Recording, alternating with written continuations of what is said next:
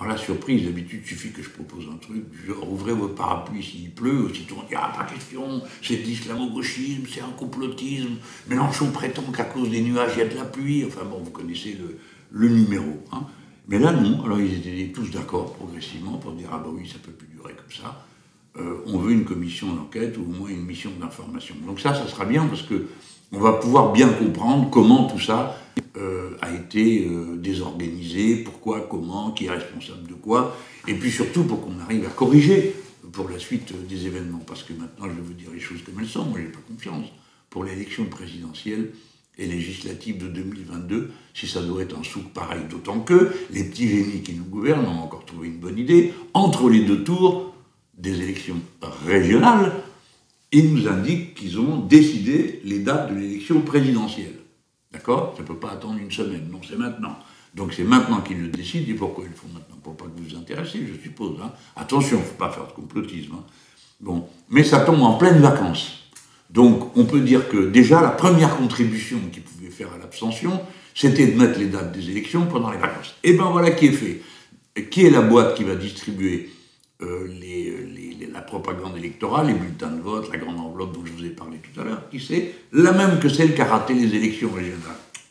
Attention, n'allez pas en tirer de conclusion, parce que si vous dites que à cause de A se produit l'effet B, alors vous êtes un peu complotiste. Hein, il faut dire ce qui est. Bon, voilà, parce que tout ce qui est effet de système, quand c'est vous qui le dites, hein, attention, pas comme c'est les autres, eh ben c'est complotiste.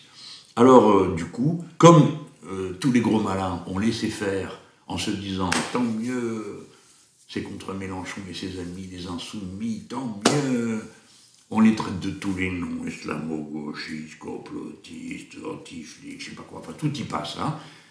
Bon, ils ont trouvé ça très drôle, et maintenant qu'est-ce qui se passe? Eh bien c'est pour tout le monde. Et quand, en région Île-de-France, nous voyons le matériel électoral de Mme Pécresse, c'est consternant. C'est même plus une affaire de droite et de gauche, parce que, bon, voilà, évidemment, des gens comme moi, on n'est pas d'accord avec ceux de droite, enfin, on respecte leur intelligence, on pense qu'ils ont une opinion, on les construit, qu'ils ont des raisons d'agir comme ils agissent. Bon, mais jamais ça me viendrait à l'idée de ne compter que sur la peur. Alors là, on a vu un document qui est arrivé de Mme Pécresse, tout le monde en prend pour son grade. Les Verts avec des allusions assez lourdes, les socialistes, et puis évidemment nous, hein, bon, en premier bien sûr, comme le diable absolu. Mais vous voyez, s'ils s'en prennent maintenant à tout le monde avec le même registre de calomnie, vous comprenez que c'est le résultat de ne pas avoir résisté à la première calomnie. C'est l'inverse. Bon nombre de socialistes de dirigeants socialistes, il ne faut pas s'en prendre à ces pauvres socialistes, mais leurs dirigeants sont lamentables, quoi. Vous en avez une l'autre jour à la télé, les vice-présidents, c'est là, le classique absolu du système, qui dit qu'il faut se débarrasser de Mélenchon. Ben oui, imaginez-vous que moi je dise un mot pareil, on dirait ah Mélenchon, ceci, cela. Bon, elle non, elle dit qu'il faut se débarrasser. Et Mme Pécresse, elle dit à peu près la même chose, mais elle traite tout le monde d'ennemi de la République. C'est quand même. Elle, ça ne la dérange pas de vous insulter tous. Alors il s'est passé un truc, vous ne pouvez pas savoir comme ça m'a fait du bien. C'est parti tout seul. Puis j'ai dit, c'est quoi cette histoire? Parce qu'on me signale, on me dit, oh, tu sais, il y a un hashtag qui fonctionne, du feu de Dieu, il est en tête de tendance en France, c'est ennemi de la République. Ils ont repris le mot de Mme Pécresse pour dire, maintenant, ça suffit. Ça suffit de nous traiter d'ennemis de la République et de nous insulter comme ça, à longueur de temps. Hein.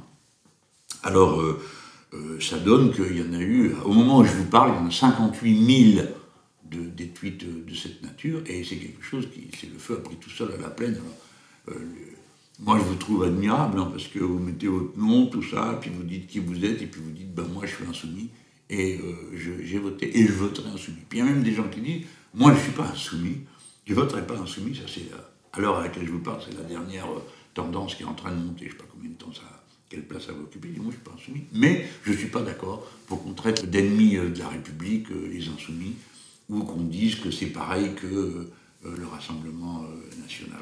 Alors, pourquoi je dis c'est pas pareil? Ben parce que c'est pas pareil, c'est tout. Nous n'avons pas les mêmes valeurs, on défend pas les mêmes choses, on n'a pas le même programme, on n'a pas la même vision sur la vie et sur le rapport aux autres. Alors à quoi ça sert de mettre tout le monde dans le même sac? pour pouvoir le jeter plus vite à la rivière. Tout ça est absurde. Il faut accepter que la démocratie, c'est la diversité, les points de vue différents, et il faut arrêter d'insulter comme ils le font, de classer les gens comme ça, ennemis de la République, ennemis de ceci, ennemis de cela. Bon, bref. Quand je vous ai vu tous réagir comme ça, j'en ai conclu une formule à laquelle je vais essayer de donner le même succès qu'à la précédente. La République, c'est vous. Ben oui, c'est ceux qui refusent le sectarisme, la haine, la violence, et qui sont dégoûtés de voir quand celle-ci l'emporte en politique.